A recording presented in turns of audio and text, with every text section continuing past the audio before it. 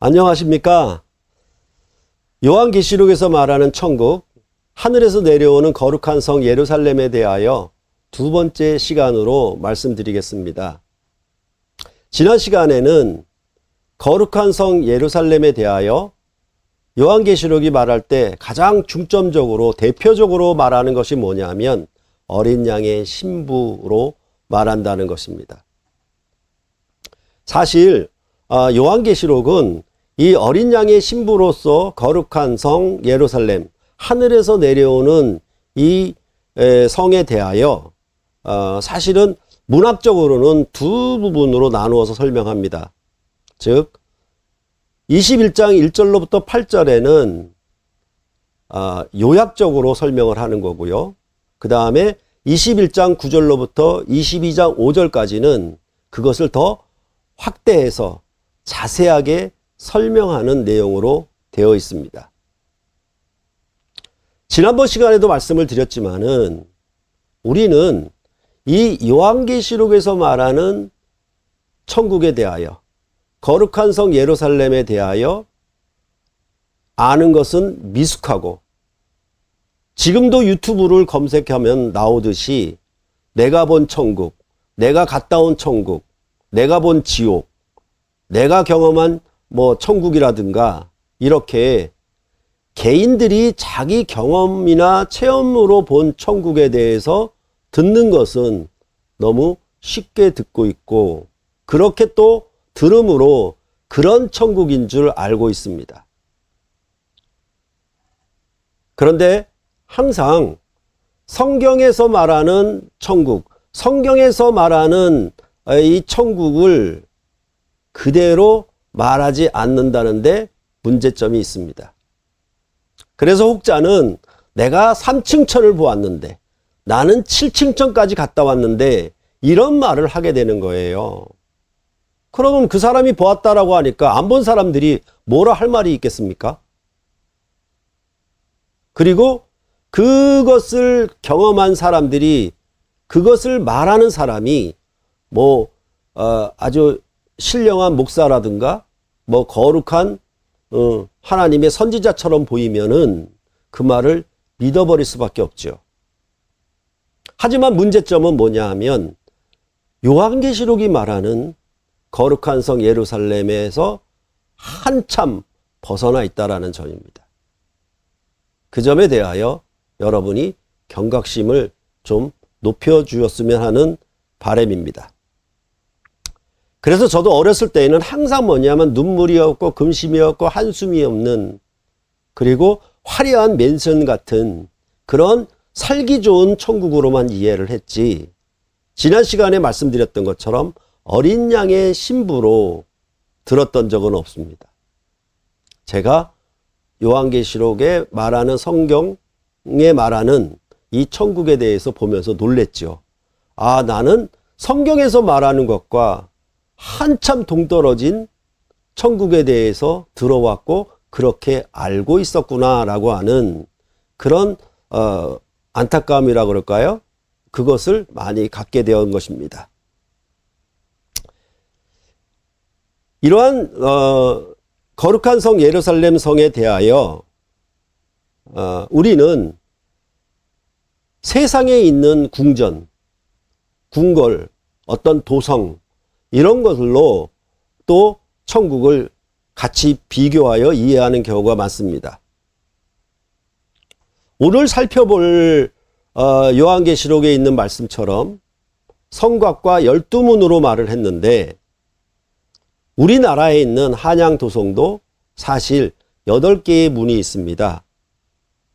동서남북 사방에 흥인지문, 돈이문, 숭례문, 숙청문에 4대 문을 두었고 또 그 사이에 광희문, 소희문, 창희문, 해화문에 4소문을 두었습니다.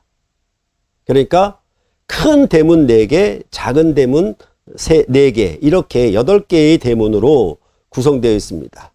그렇게 해서 도성 밖과 안을 연결하는 통로로 삼았던 것입니다.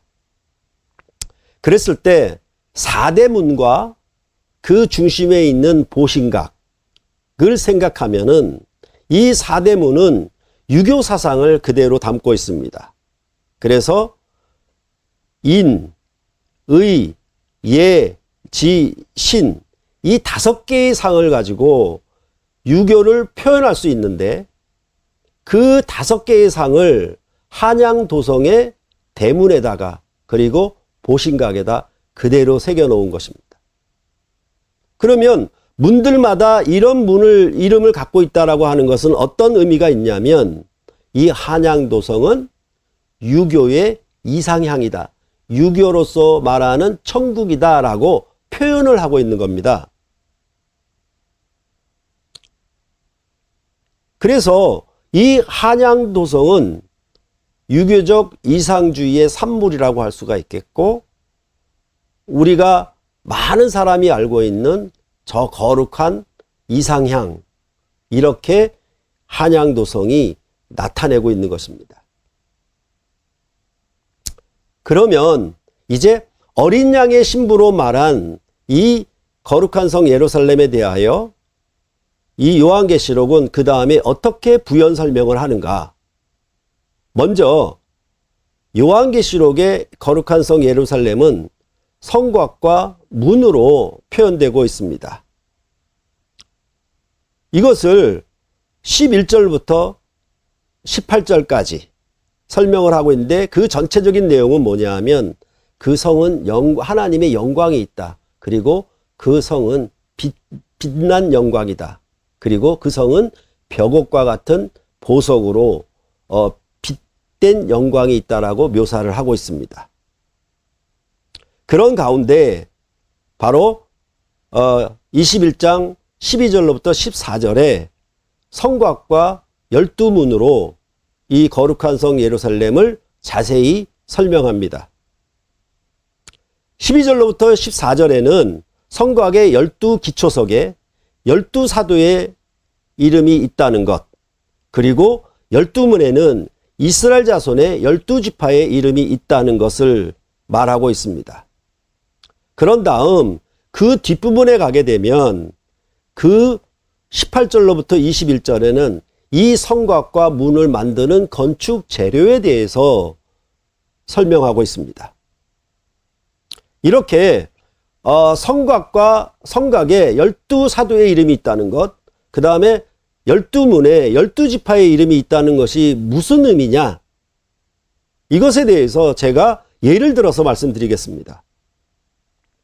수원에 가면 박지성 길이 있습니다.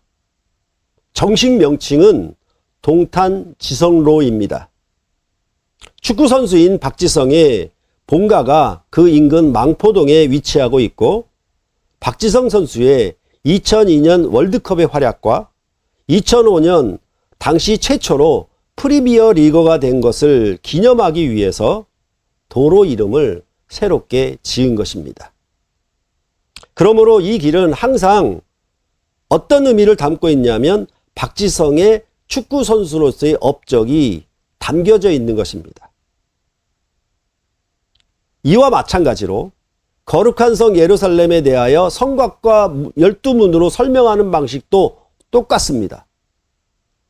성곽은 12사도의 이름이 있다는 것, 12문에는 12지파의 이름이 있다는 것입니다.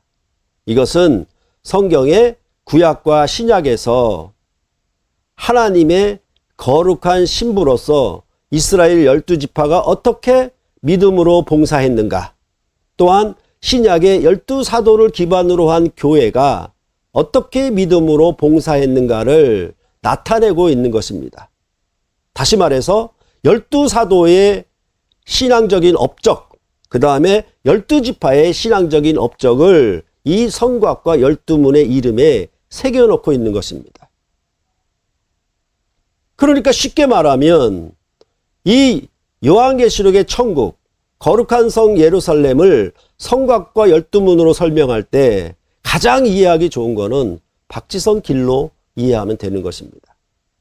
그러면 우리가 많은 사람들이 유튜브에 나와 있는 것처럼 내가 본 천국, 내가 갔다 온 천국, 내가 경험한 천국에 대해서 여러 가지 간증이나 경험들을 말하고 있는데, 과연 거기서 이렇게 요한계시록이 묘사하고 있는 성곽과 12문을 보고 왔는가? 그거를 검증하셔야 되는 겁니다. 무조건 그 사람이 아무리 거룩하고 신령한 사람이고 신비하고 아무리 도덕적으로 아니 인품적으로 뛰어난 사람이 그렇게 말한다 하더라도 속지 마시고 계시록이 묘사하고 있는 거룩한 성 예루살렘 곧 천국에 대한 바른 이해가 있어야 잘못된 가르침을 우리가 분별해낼 수가 있다라는 것입니다. 성경은 여호와 하나님과 12지파의 혼인으로 그 관계를 설명합니다. 그게 구약입니다. 신약은 그리스도와 교회의 관계를 신랑과 신부로 묘사합니다. 이러한 12지파와 12사도로 대표되는 구약과 신약의 하나님 나라의 백성들이 어떻게 믿음의 경주를 통하여 그들의 업적을 남겼고 그들의 믿음으로 어떻게 봉사했는가를 기리기 위한 의미로 이 성곽과 12문으로 구성되어 있다라고 요한계시록은 말하고 있는 것입니다.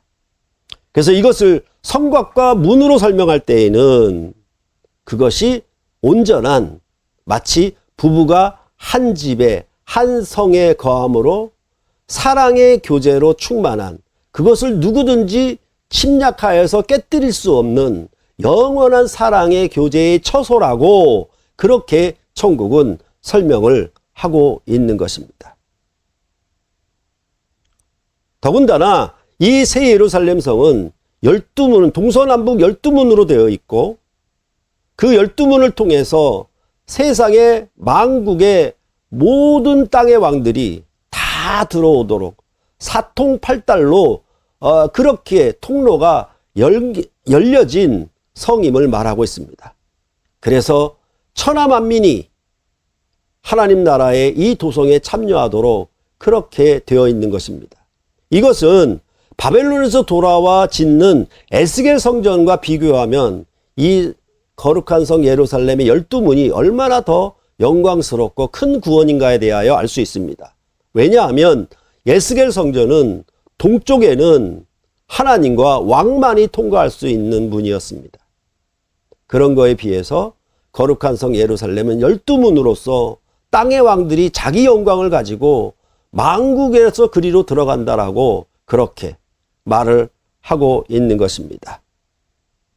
그래서 그 백성들이 이 영광의 성에 들어가 생명나무의 길에서 영원한 생명을 누리는 곳이다. 이렇게 설명을 하고 있는 것입니다.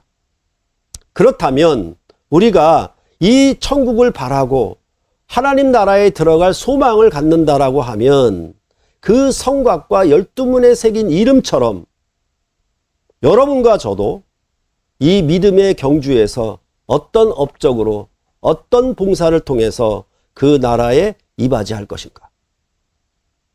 이것을 먼저 생각을 해봐야 되겠습니다. 그냥 눈물 없고 한숨 없고 근심이 없고 화려한 찬란한 그런 천국 이렇게만 묘사하지 말고요. 믿음의 선진들이 얼마나 신앙의 여정을 통해서 그 영광을 드러낸 빛난 집인가? 그것을 우리가 먼저 생각을 해야 할 것입니다. 그렇기 때문에 우리가 이 세상에 살면서 어떻게 믿음으로 경주하고 믿음으로 그 업적을 남겨서 이 거룩한 성 예루살렘에 들어갈 수 있는가? 그 점을 우리가 요한계시록에서 말하는 천국, 거룩한 성 예루살렘에 대하여 읽을 때 여러분들은 그렇게 이해하고 읽으셔야 한다라는 것입니다.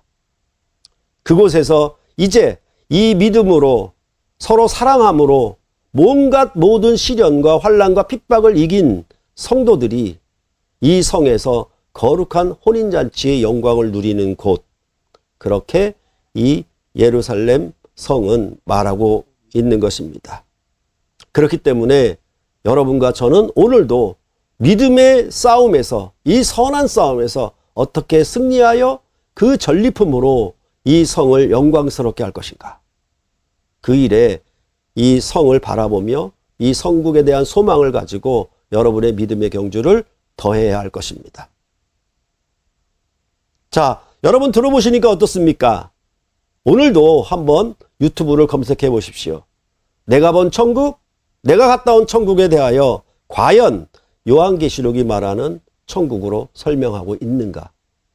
만일 그렇지 않다면 그것은 전부 자기가 만들어낸 것입니다. 사사로운 자기가 지어낸 천국이지 성국에서 말한 천국은 아니라는 것입니다. 그 점에 대해서 여러분이 바르게 이해하시기를 바랍니다.